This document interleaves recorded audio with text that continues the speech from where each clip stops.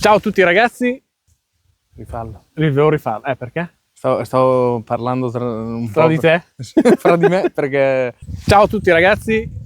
E tu devi dire bentornati sul canale.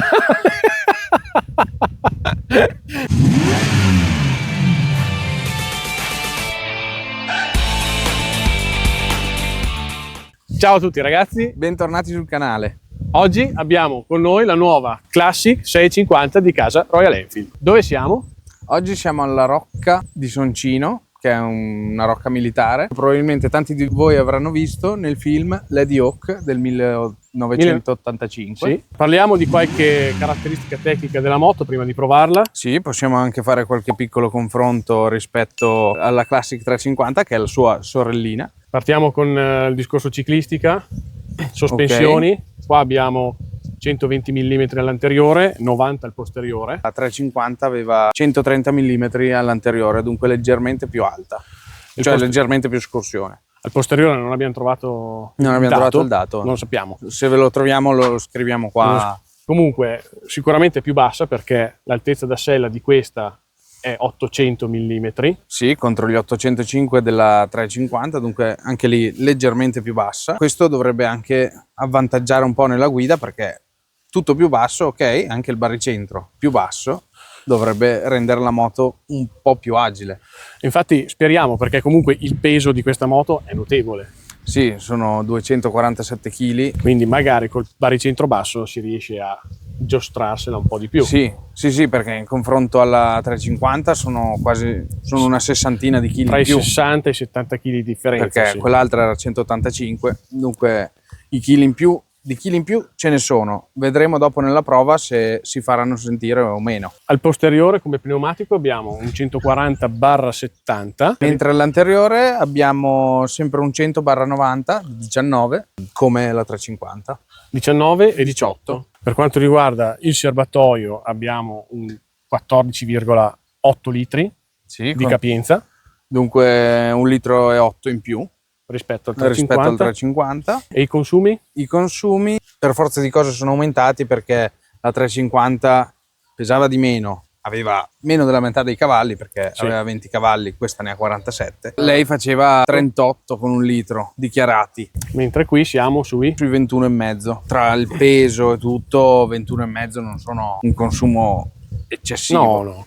Certo era un forte pregio della 350, perché dicevano tutti fai il pieno e ti dimentichi di rifarlo. Qui forse no. Il motore, lo sappiamo già, è il solito 6,50 da 47 cavalli e mezzo, che monta su tutte le altre sorelle di quella categoria. Altre similitudini: oltre al motore c'è il telaio, che è un derivato di Super Meteor e di Shotgun. Anche la luce da terra si è leggermente abbassata, siamo a 154 mm, e questo vedremo se diventerà un impedimento nella guida tra le curve, se si iniziano a toccare pedane o scarico, non credo, però vedremo se è un limite, ma comunque non è una moto da pieghe in pista. Chi prende questa moto perché vuole godersi la sua gita in moto con tranquillità, da solo o in coppia.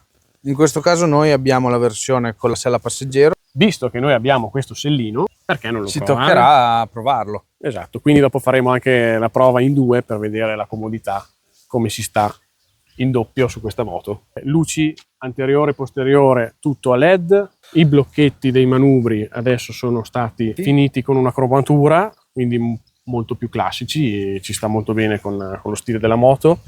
Il riser qua del manubrio con l'incisione Royal Enfield è in alluminio ricavata dal pieno. Anche i mozzi sono molto belli, anche quelli cromati, sia l'anteriore che il posteriore ovviamente. E sono veramente belli da vedere. Un'altra caratteristica molto particolare di questa moto è appunto tutta la strumentazione che è incastonata all'interno del gruppo faro. Sì, esatto. Abbiamo il tripper di Royal Enfield sulla destra, sulla sinistra il blocchetto dell'accensione, e al centro abbiamo il contachilometri analogico, manca il contagiri, ma al di sotto abbiamo un piccolo display LCD dove viene visualizzato il trip 1, trip 2, i chilometri totali, il livello di benzina e il numero di marce inserito. Sono 6. a differenza della 350 che erano 5. Abbiamo 2 prese USB su questa moto, una sotto il blocchetto di sinistra e una nel fianchetto sinistro. Qua all'interno bisogna smontare il fianchetto, si trova un'altra presa USB. Il tappo serbatoio non si stacca completamente come sulla mia Interceptor ad esempio, ma questo cerniera che mantiene il tappo fermo lì, quindi non dovete appoggiarlo più da nessuna parte. Io andrei a testarla, sono curioso di questo peso e della manovrabilità. Sì, anch'io sono molto curioso del peso, se si sente o no, perché i chili sono tanti. Vediamo. Andiamo a provarla. Ed eccoci finalmente in sella alla nuova Royal Enfield Classic 650. Guardate qui, questa colorazione secondo me ragazzi è bellissima, è un azzurro bellissimo. Ci teniamo a ringraziare Royal Enfield Cremona che anche questo giro ci ha dato la possibilità di provare questa bella pacioccona. Grazie Davide, grazie Pinuccia per darci sempre queste possibilità di creare contenuti. Vi invito, se siete della zona e siete interessati a una Royal Enfield, ad andare da loro perché sono veramente super cortesi e gentili e vi assistono in tutto per tutto. È qualche chilometro che la stiamo provando e devo dire, visto le caratteristiche tecniche, danno comunque un peso notevole per questa moto, devo dire che sono rimasto veramente spiazzato. Cioè, c'ha una manovrabilità pazzesca. Cioè, io veramente come spingo un attimino sul manubrio, cioè guardate come è bella sinuosa, anche da fermi, non credevo fosse così. Ovviamente sarà dato dal fatto che essendo così bassa ha un baricentro molto basso, perciò nasconde tutti i chili che ha.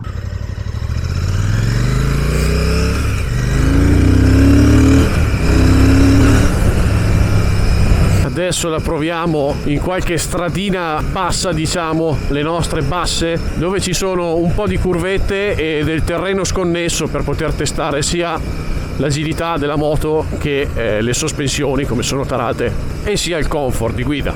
Le sospensioni le sento leggermente durette, avverto abbastanza le buche quando le si prendono. Forse le avrei preferite un po' più morbide per una moto come questa. L'anteriore anche, ma il posteriore si sentono tutte le buche che prendiamo. Per quanto riguarda la sella è leggermente dura anche questa, ma adesso vediamo col tempo si ammorbidisce. Mi sembra abbastanza sostenuta, non mi sembra scomoda. Selle più sostenute di solito vanno meglio se si vuole fare un po' più strada.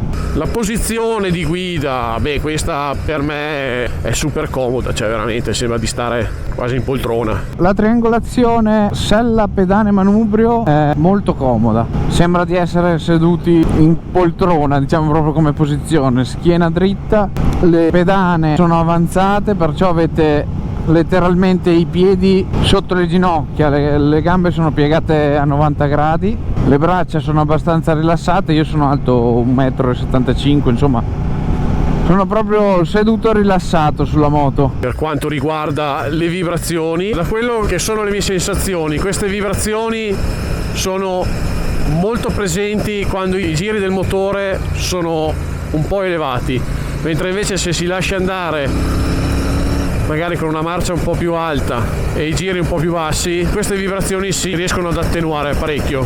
Come risposta c'è, nonostante il peso, vediamo che c'ha una bella risposta al gas. Ora, se trovo un pezzo di rettilineo, vorrei farvi vedere un pochino di accelerazione di questa moto, perché magari qualche possessore di Royal Enfield Classic 350 si stia facendo anche la domanda se ne vale la pena di fare il passaggio da 350 a 650. La Classic è nata a mono, sia il 3,5 che il 500, come la Bullet. Sicuramente qualcuno storgerà il naso perché perde il monocilindrico, però purtroppo per un discorso di emissioni diciamo che il 500 mono probabilmente faticavano a renderlo omologabile con le nuove normative. Ok, siamo a 60 all'ora, io metto la terza e vado.